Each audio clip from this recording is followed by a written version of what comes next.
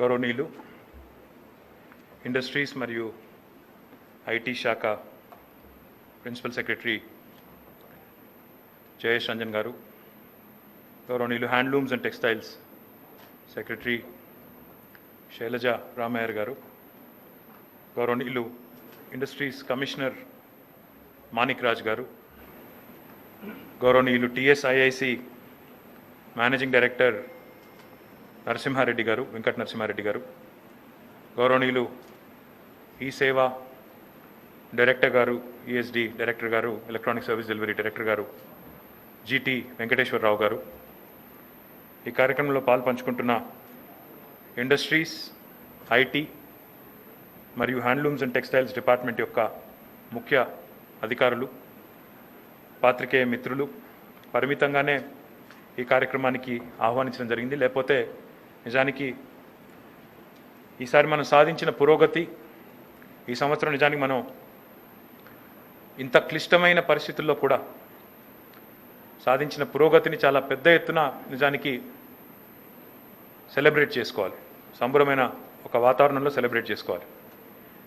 ముందు అనుకున్నాము ఇండస్ట్రీ దిగ్గజాల సమక్షంలో జాతీయ స్థాయిలో ఉండే పెద్దల్ని కూడా ఆహ్వానించి వారి సమక్షంలో ఈ రిపోర్టును విడుదల చేసి, ముఖ్యంగా తెలంగాణలోని పారిశ్రామిక రంగం, తెలంగాణలోని ఐటీ రంగం, తెలంగాణలోని హ్యాండ్లూమ్స్ అండ్ టెక్స్టైల్స్, చేనేత మరియు జౌలి ఏ రకంగా ముందుకు పోతుందనేది ప్రకటిద్దాం అనుకున్నాం. కానీ కరోనా నేపథ్యంలో రెండవ దశ, రెండవ వేవ్ కూడా ఉన్నది కాబట్టి చాలా పరిమితంగానే చేద్దామన్న ఉద్దేశంతో ఈ లిమిటెడ్ ప్రోగ్రామ్ చేస్తూ ఉన్నాం.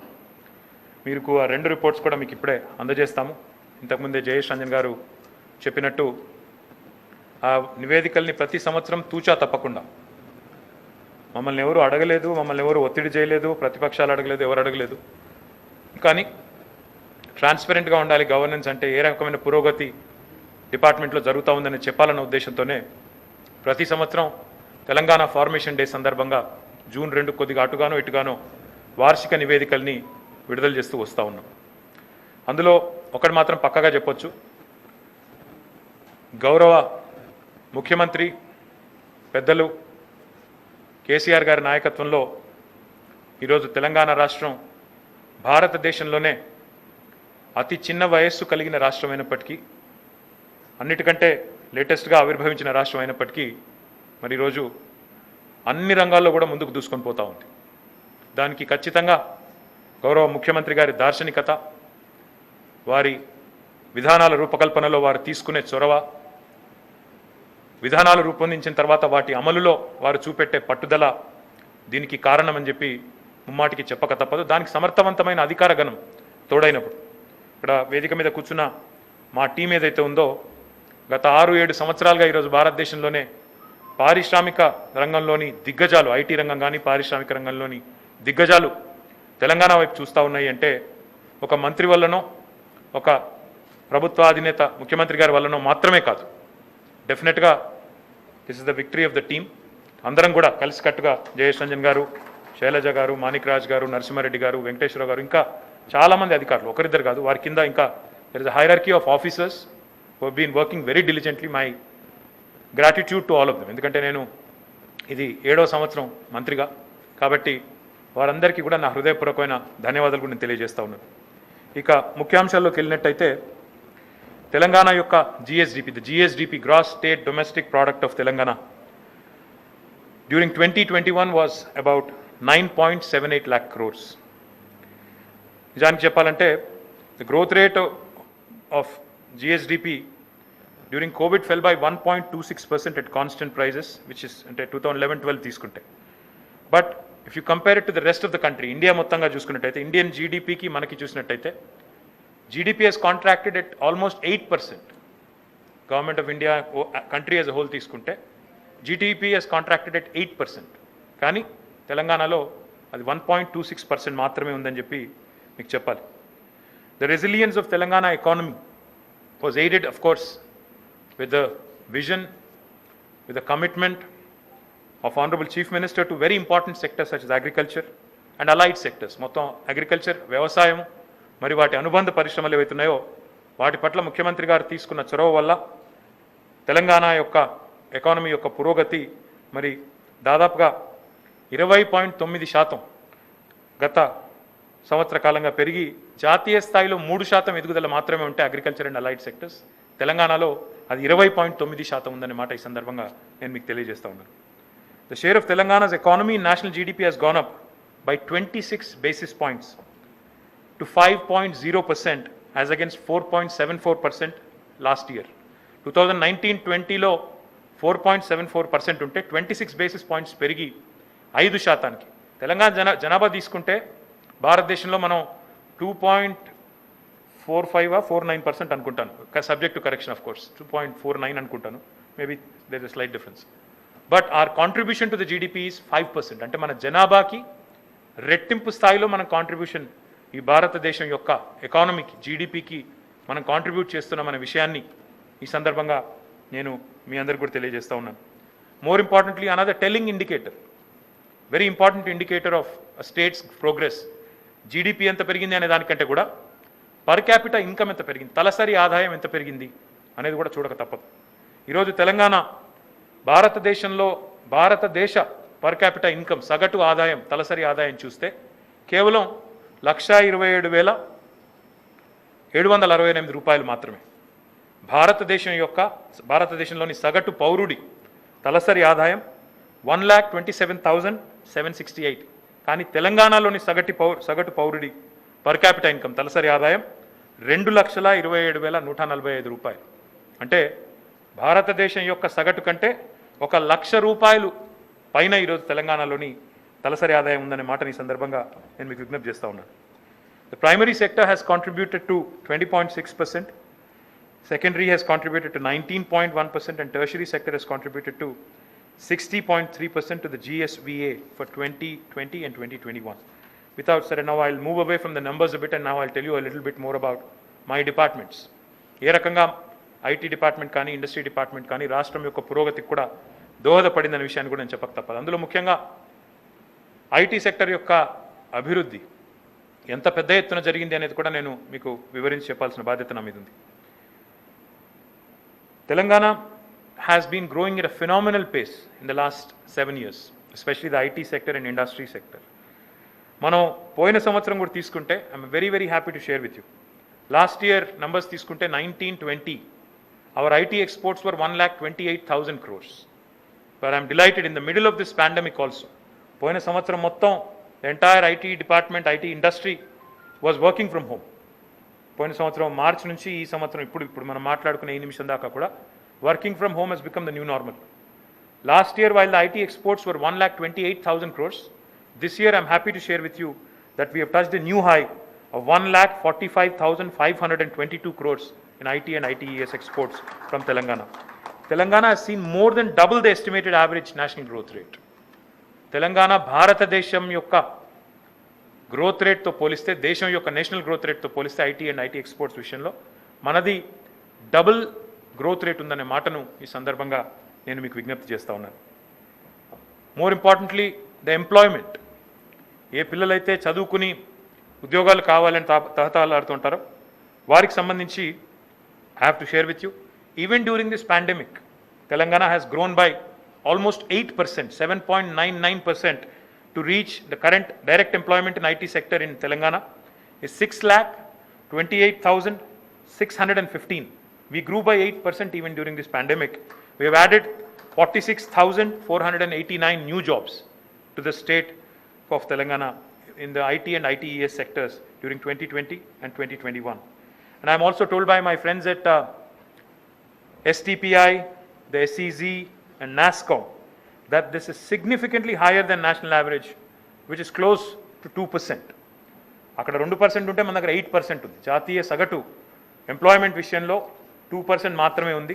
కానీ తెలంగాణలో అది 8% ఉందనే మాటను కూడా, ఇది నేను చెప్తున్న మాట కాదు, నా కవిత్వం కాదు, STPI, NASSCOM వాళ్ళు చెప్తున్న మాట. తెలంగాణ ఏ రకంగా వేగంగా ముందుకు పోతుందో దీన్ని బట్టే చెప్పవచ్చు అని చెప్పి కూడా నేను మీకు విజ్ఞప్తి చేస్తా ఉన్నాను. Just to put things in perspective, back in 2013-14, our IT export numbers from the state of Telangana was only 57,000 crores. And in the last 7 years, if you look at it, now we are at 1,45,626 crores. So you can estimate the kind of growth rate we've had but just to give you a number, just to put a number on that, the compounded annual growth rate, CAGR as it is called, of the state of Telangana has been 14.25% over the last 7 years. Now, this is how the state has progressed under the dynamic leadership of our Honorable Chief Minister Sri KCR garu. వారి నాయకత్వంలో అటు agriculture కానీ, irrigation కానీ, power sectors కానీ, గ్రామీణ ప్రాంతాలు కానీ ఒకవైపు దూసుకొని పోతున్నాయి. దాంతోపాటు ఇటు సమాంతరంగా ఇటు పట్టణ ప్రాంతాల్లో అభివృద్ధి, పట్టణాభివృద్ధి కానీ, పారిశ్రామికాభివృద్ధి కానీ, ఐటీ పురోగతి కానీ సమాంతరంగా జరుగుతోంది. Telangana is a unique model because ఇటు కొంత అటు గ్రామీణ ప్రాంతాలు, రూరల్ అర్బన్ డివైడ్ అని మాట్లాడతారు, డిజిటల్ డివైడ్ అని మాట్లాడతారు ప్రపంచవ్యాప్తంగా. కానీ ఆ డివైడ్ అనేది లేకుండా, వ్యత్యాసం అనేది లేకుండా అన్ని రంగాల్లో సమతుల్యమైన అభివృద్ధి సాధిస్తున్న ఒక అరుదైన రాష్ట్రంగా తెలంగాణను మనం చెప్పుకోక తప్పదు. అది కేవలం గౌరవ ముఖ్యమంత్రి గారి నాయకత్వం వల్ల జరుగుతూ ఉందనే మాటని మళ్ళీ ఒకసారి తెలియజేస్తూ, just put again things in perspective, because the biggest challenge for governments across the world, not just Telangana, not just India, not just any other state, but across the world is employment. Employment విషయమే తీసుకుంటే పిల్లలకి ఇది కూడా తెలవాలి, ముఖ్యంగా ఉపాధి అవకాశాలు ఆశిస్తున్న యువతకు కూడా చెప్పాలి. ఐటీ రంగంలో తెలంగాణలో మన రాష్ట్రం ఏర్పడే నాడు 3,23,000 మంది ఇక్కడ ప్రత్యక్షంగా వారి కొలువులు ఉండేది. 3,23,000 మంది.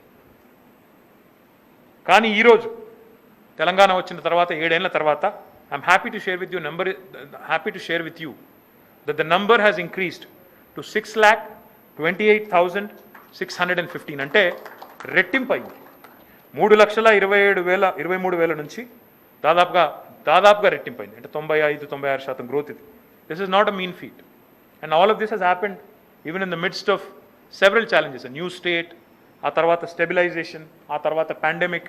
In spite of all of this, the sector has been growing and has been creating great deal of employment. And remember, each direct job in IT sector leads to at least 2.5 indirect jobs.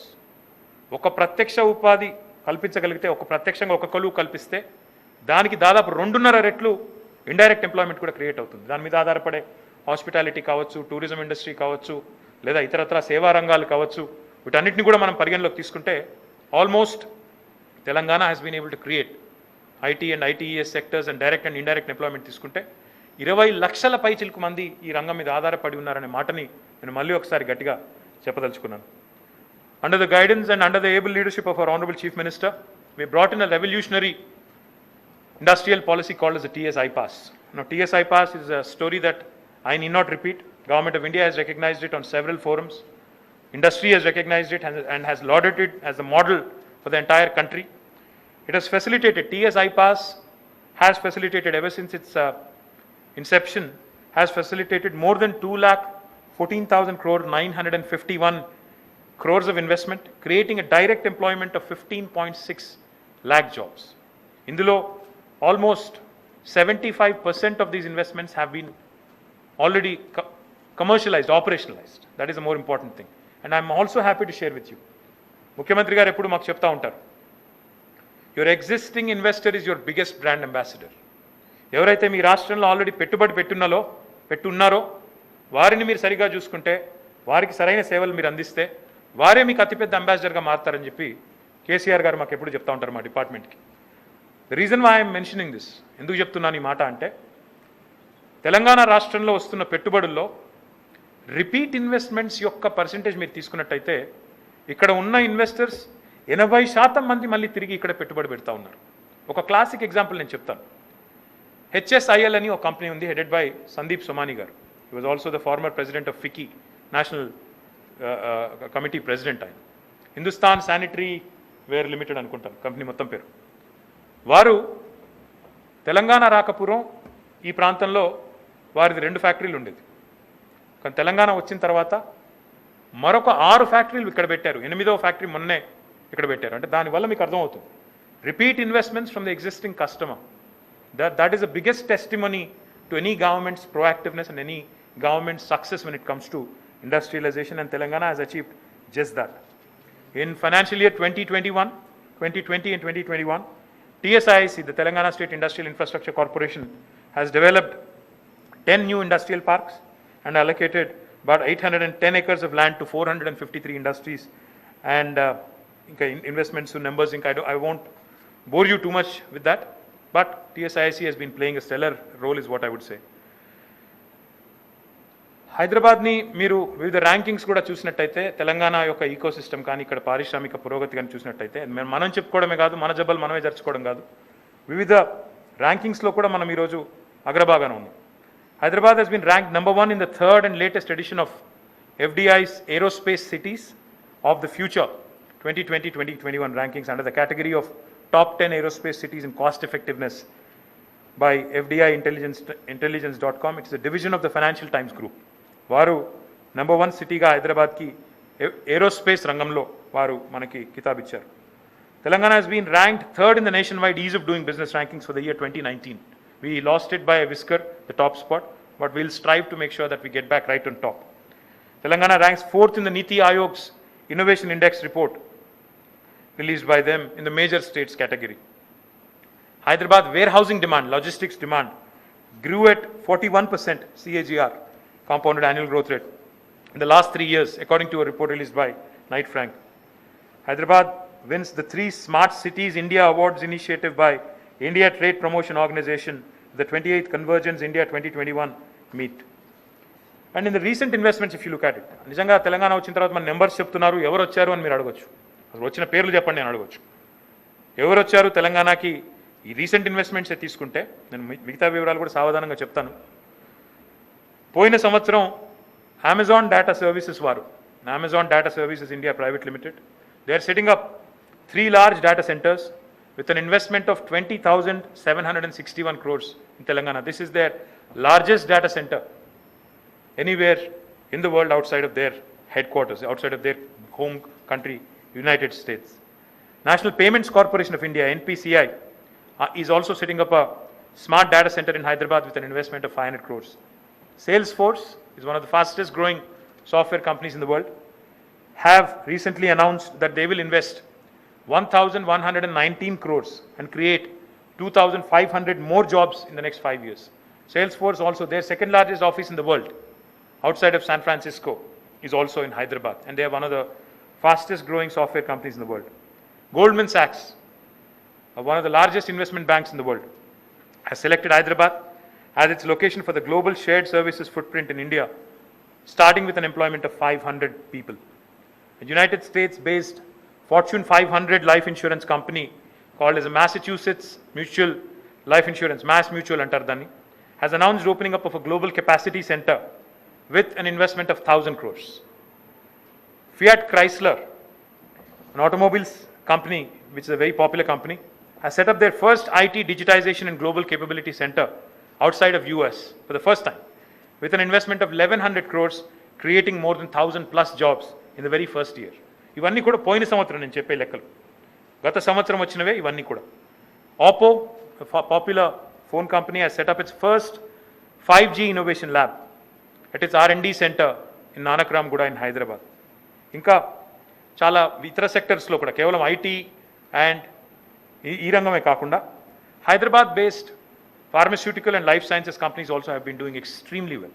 In fact, I must compliment the Hyderabad's life sciences ecosystem for being the backbone, and this is not an exaggeration of any kind, for being the backbone today to not just our country, but to a large part of the world as well. Vaccine manufacturing తీసుకున్నా, pharmaceutical manufacturing తీసుకున్నా, Hyderabad today in fact has come to the rescue of the world during this pandemic. My compliments to the entire life sciences ecosystem of the state of Telangana, particularly those that have grown in the last 1 year. We have several companies which have grown in Telangana. In fact, I just referenced HSIL, but let me also quickly point out a company called Laxai Life Sciences is planning to invest 400 crores in R&D and is expanding in Telangana in the next 3-4 years. Likewise, Hyderabad in Genome Valley has attracted some major investments. Granules India is investing about 400 crores. Laurus Labs is investing 300 crores. All of this last year's. And they are going to generate significant employment opportunities. Ester Film Tech, one of India's leading producers of polyester films, engineering plastics, has announced a 1,350 crores of investment in Chandanvalli, and they will also be creating a great deal of employment for the locals in Hyderabad. Meda Servo Drives, a Telangana-based company, Hyderabad-based company, has laid the foundation. We have laid the foundation last year for a private sector rail coach factory, the largest private sector rail coach factory in the country, in India, and with an investment of again 1,000 crores. The factory is set to be inaugurated soon, in the next few months, and it is expected to create 1,000 direct jobs and 1,200 indirect jobs.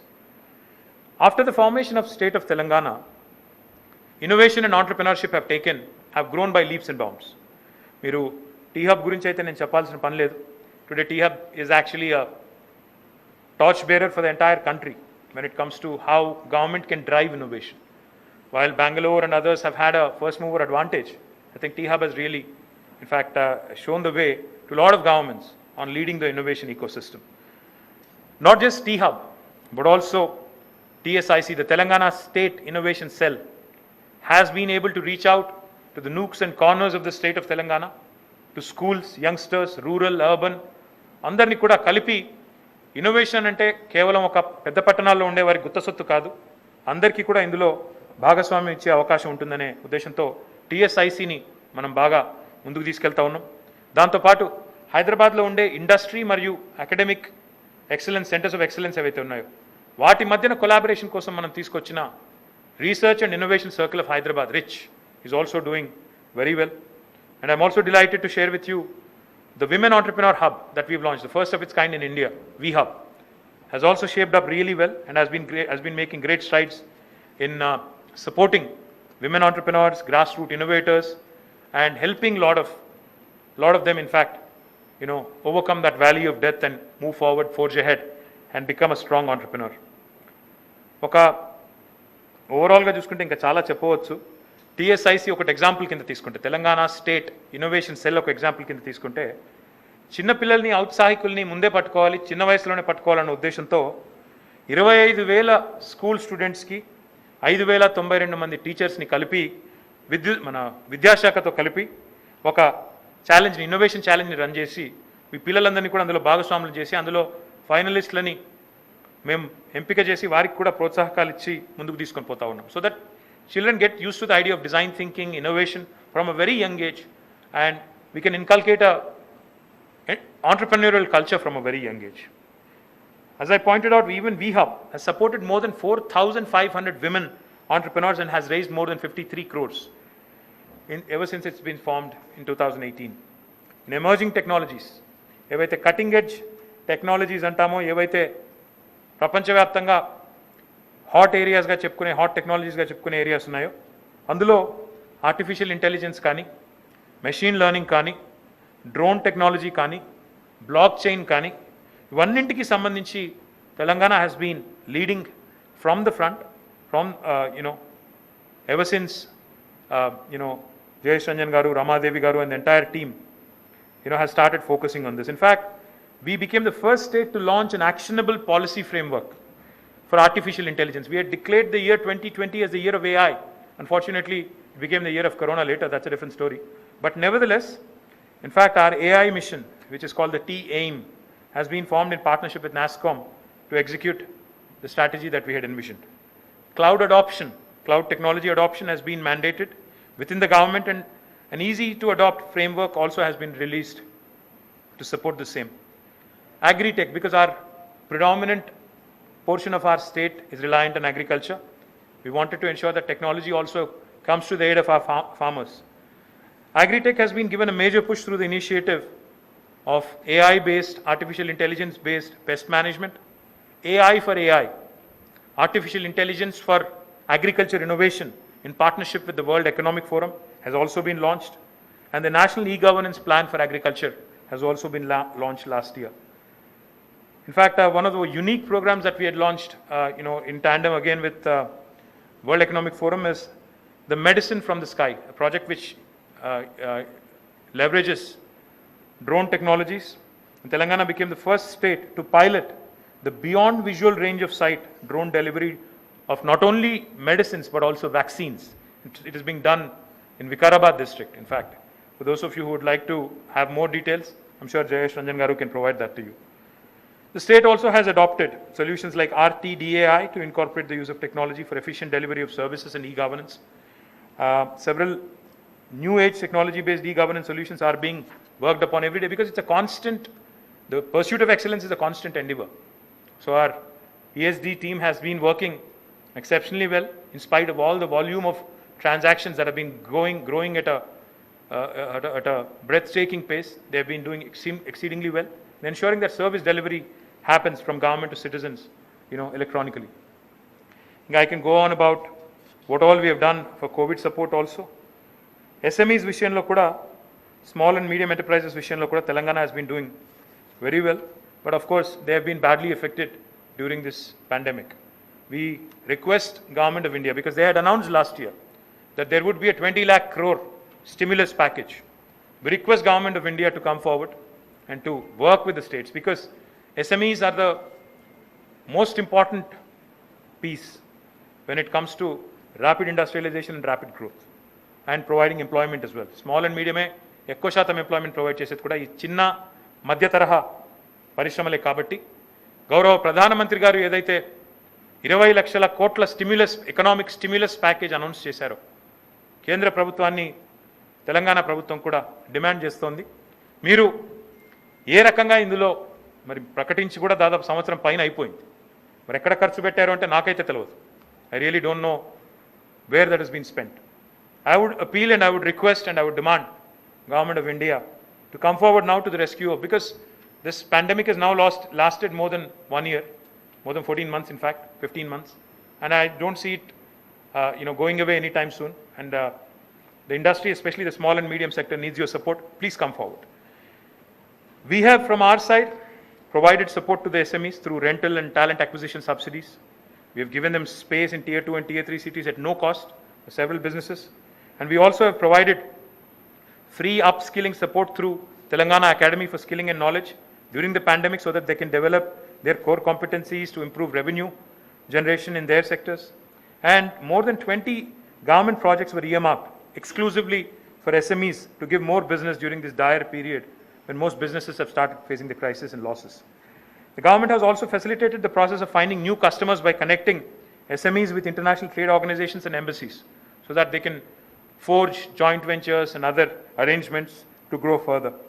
Over the span of a week, more than 1,000 Kirana stores and SMEs were digitized in the aspects of internal operations, customer acquisition, payment methodologies, etc., etc. So while we've been doing our bit for SMEs, we request Government of India to take a holistic, integrated approach and help the SMEs across the country, including those in Telangana. Let me also quickly point out, last 7 years కూడా ఒక్కసారి చూసుకున్నట్టయితే ఏ రకమైన marquee names అంటే ఏ రకమైన ప్రపంచవ్యాప్తంగా ప్రఖ్యాతిగాంచిన పరిశ్రమల్ని దిగ్గజాలని తెలంగాణ ఆకర్షించిందో కూడా ఒక్కసారి I would like to refresh your memory. Back in 2015, 12th of May, Google and Telangana government had entered into an agreement, to set up their largest campus outside of their headquarters in Mountain View, California, in Hyderabad here. In 2016, again, 19th May, Apple's largest development center outside of United States was also launched in the presence of Honorable Chief Minister and Tim Cook in Hyderabad again.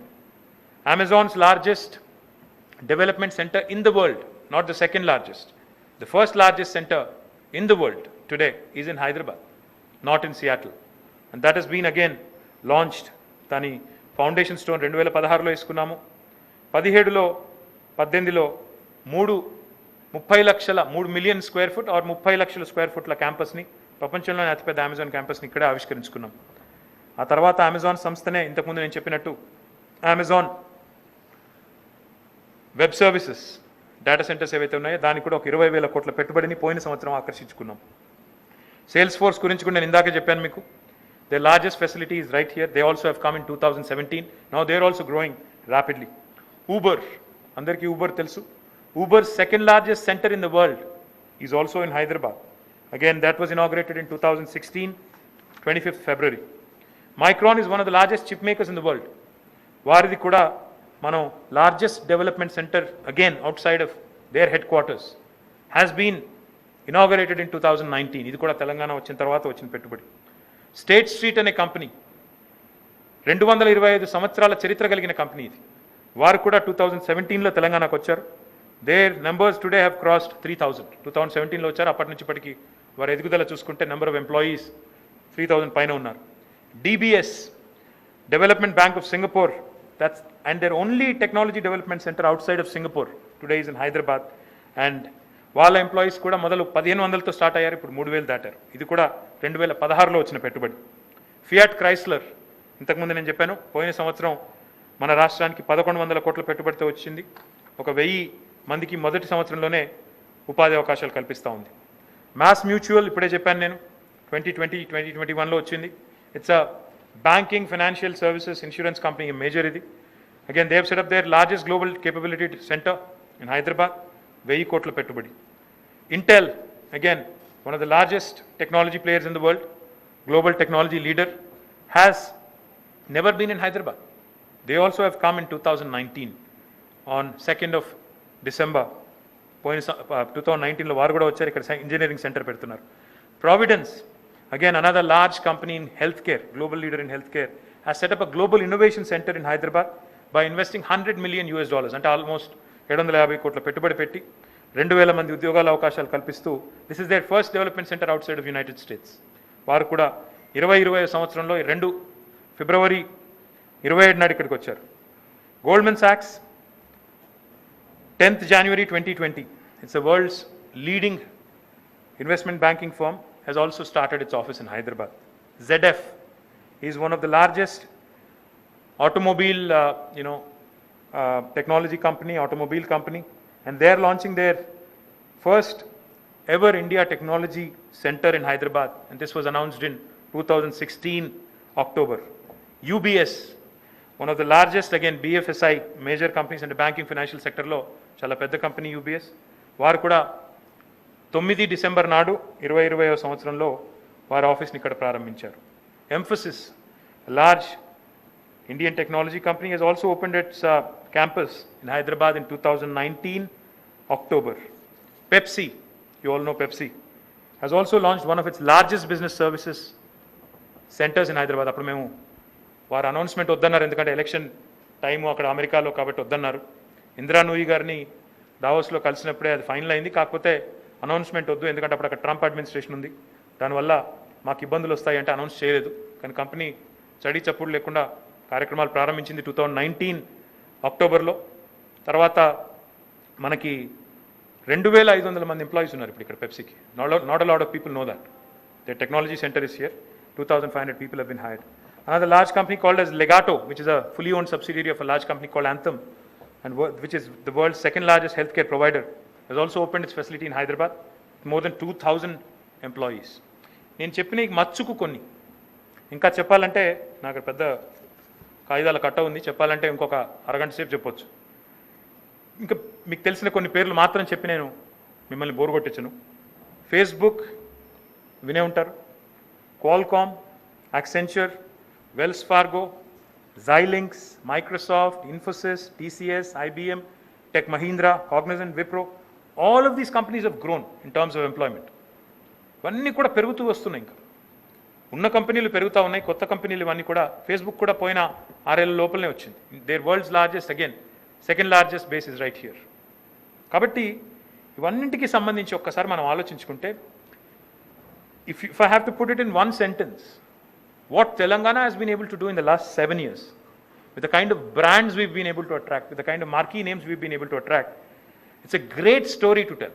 It's a fantastic story to tell, not just because we are a state, but also we can shout from the rooftops as a very important investment destination in the country. Enta pedda ettuna if cheyagaluguthunnamo anedi.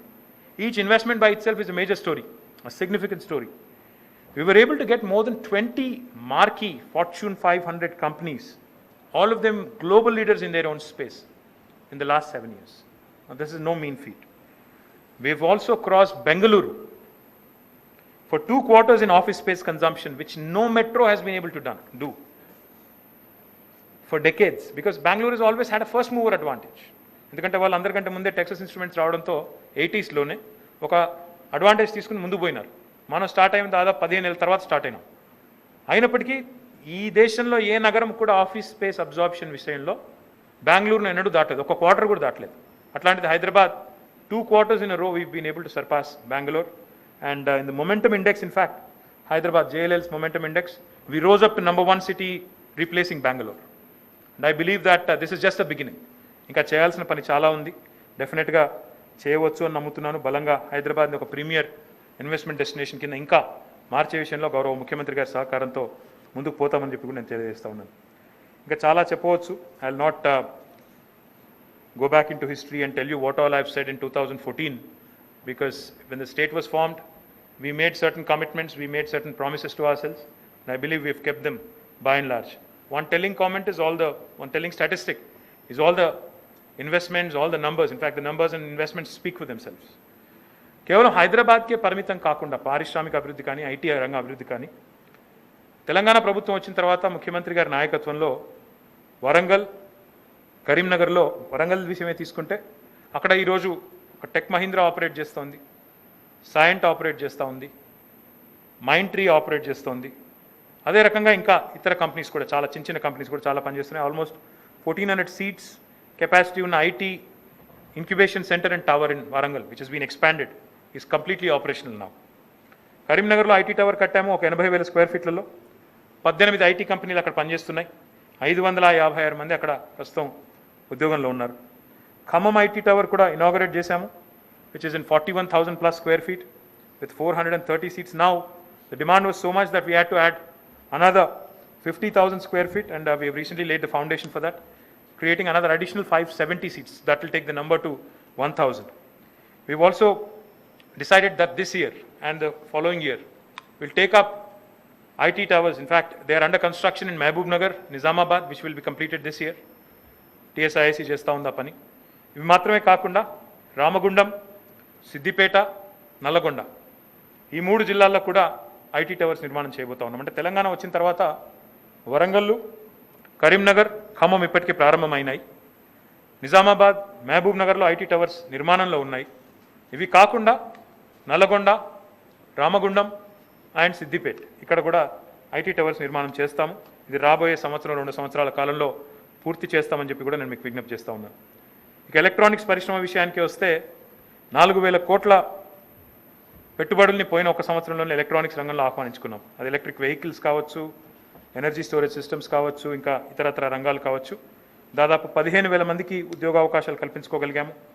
Electric vehicles విషయంలో మనం, ఎందుకంటే ఇప్పుడు ప్రపంచం అంతా కూడా electric vehicles వైపు చూస్తూ ఉంది. చందన్వెల్లి అనే ప్రాంతంలో షాబాద్ మండలంలో we have designated a EV cluster, and we've already signed several MOUs which will be operationalized, which have been delayed because of some of which have been delayed because of COVID, but we will continue to pursue that. Mahabubnagar జిల్లా దివిటిపల్లి అనే చోట new energy park ఒకటి create చేస్తున్నాము 500 ఎకరాల్లో. అక్కడ lithium ion cell and battery manufacturing units వస్తాయి, solar cell and modular assembly వస్తాయి. తొందరలోనే దానికి శంకుస్థాపన చేయబోతా ఉన్నాం. గౌరవ మంత్రివర్యులు శ్రీనివాస్ గౌడ్ గారు, నేను కలిసి చేయబోతా ఉన్నాం. ఫార్మా మరియు లైఫ్ సైన్సెస్ రంగమే తీసుకున్నట్టయితే తెలంగాణ ఫార్మాసిటీకి సంబంధించి భూసేకరణ దాదాపుగా పూర్తి కావచ్చింది. హైదరాబాద్ ఫార్మాసిటీకి సంబంధించి తొందరలోనే గౌరవ ముఖ్యమంత్రి గారి చేతుల మీదుగా మరి దాన్ని కూడా ప్రారంభించుకోబోతా ఉన్నాం. అదే రకంగా ఇంకా చాలా ఇండిజినస్లీ డెవలప్డ్, అంటే ఇండియన్ మేడ్ వ్యాక్సిన్స్ కూడా ఇప్పుడు భారత్ బయోటెక్ వచ్చింది. ఇప్పుడు బయాలజికల్ ఇవాన్స్ కూడా రాబోతా ఉంది. భారతదేశంలో తయారైన 2 వ్యాక్సిన్లు, రెండింటికి కేంద్రం, కరోనా వ్యాక్సిన్కి రెండింటికి కేంద్రం తెలంగాణ కావడం, హైదరాబాద్ కావడం ముదావహం. ఎందుకంటే పూణేలో తయారయ్యేది అది locally developed, Indian developed vaccine కాదు. అది లండన్లో డెవలప్ అయిన ఆస్ట్రాజెనికా వ్యాక్సిన్ ఇక్కడ ఉత్పత్తి చేస్తున్నారు తప్ప ఇక్కడ తయారైంది కాదు, ఇక్కడ లోకల్ మేక్ కాదు.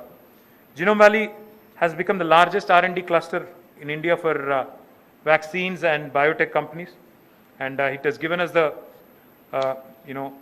tag of vaccine capital of the world.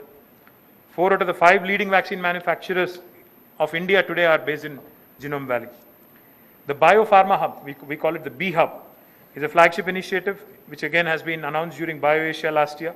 We will continue to build on it, and we are partnering with Cytiva, and we will continue to grow the biopharma industry by creating and setting up a biopharma scale-up facility. Medtronic is one of the largest life sciences companies in the world. They have expanded their R&D center in Hyderabad. They've also launched and set up after the formation of Telangana with an investment of 1,200 crores, which is the largest again outside of their headquarters in the United States. Sai Life Sciences, a large CRO company, has commissioned a new R&D facility in Genome Valley in about 83,000 square feet.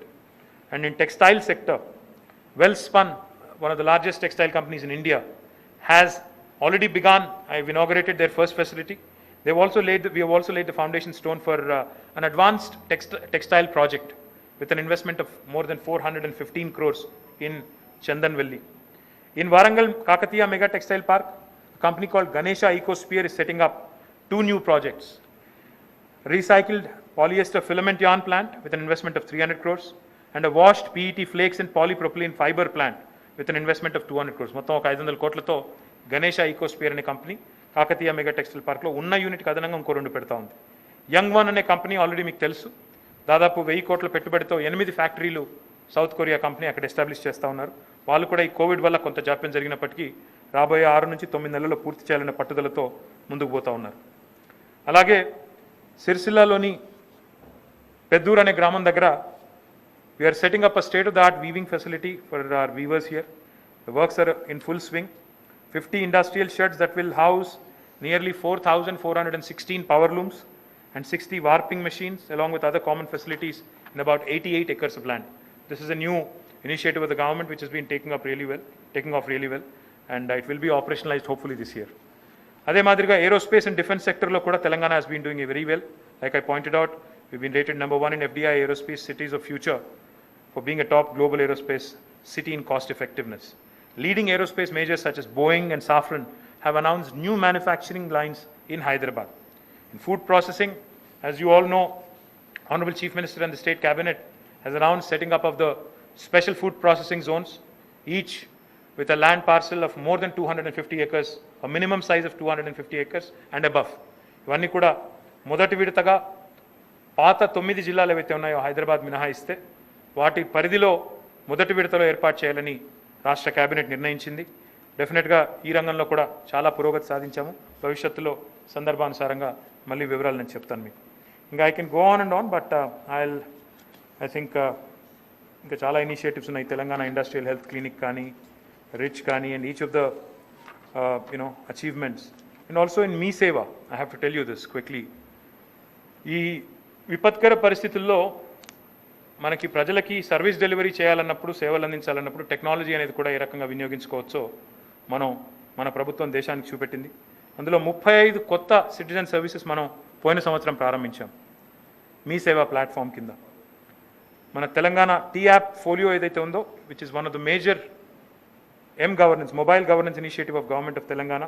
It's the only app in India that provides for online application and delivery of certificates to citizens, has recorded a total 11.8 lakh downloads and 1.18 million downloads and close to 7,000 transactions per day. T-App Folio has been a big hit. Our M-Governance Initiative, which we launched, I think 2018, 18 lo launch chesamu. Adi has been growing really well. And T-App Folio, let me just quickly add, now hosts more than 270 plus services with 32 government departments participating. It's not an easy feat to achieve.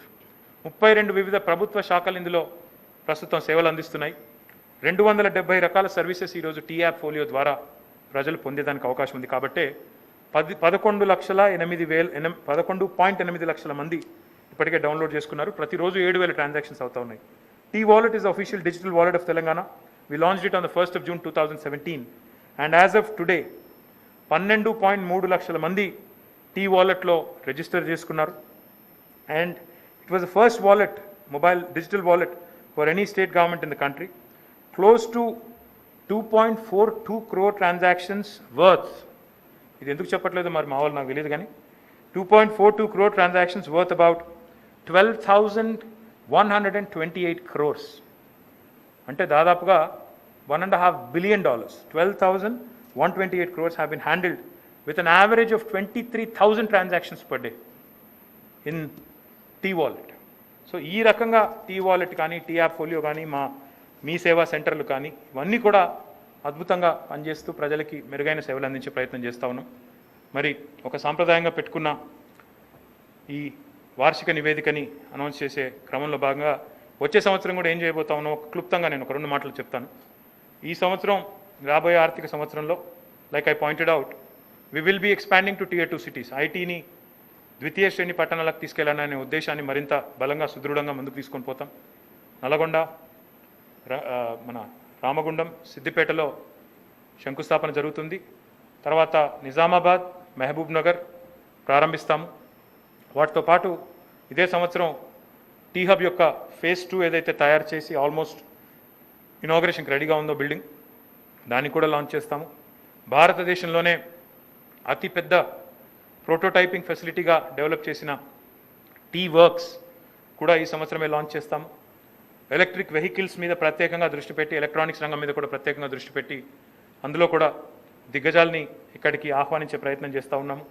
వీటితో పాటు పారిశ్రామిక అభివృద్ధికి సంబంధించి గౌరవ ముఖ్యమంత్రి గారు ముఖ్యంగా మాకు పదే పదే చెప్తున్న మాట, agriculture has grown by leaps and bounds in Telangana. సాగునీటి రంగం ఎంత వేగంగానైతే పెరిగిందో, agriculture has been growing at a breakneck speed in Telangana. Agriculture production కూడా చాలా పెరిగింది. తెలంగాణలో ఒకప్పుడు 30 లక్షల ఎకరాల్లో సాగు అయితే ఈరోజు 1,06,00,000 ఎకరాల్లో వరి సాగు అవుతూ ఉంది. Telangana is today the number 1 paddy producer in the country, number 1 paddy producing state in the country. 3 కోట్ల టన్నుల ధాన్యాన్ని ఈరోజు తెలంగాణ వరిని పండిస్తూ ఉంది. 30 లక్షలు కూడా పండించని తెలంగాణ ఈరోజు 3 కోట్ల ధాన్యాన్ని పండించే స్థాయికి చేరుకుంది ముఖ్యమంత్రి గారి నాయకత్వంలో, వారి దార్శనికతతో.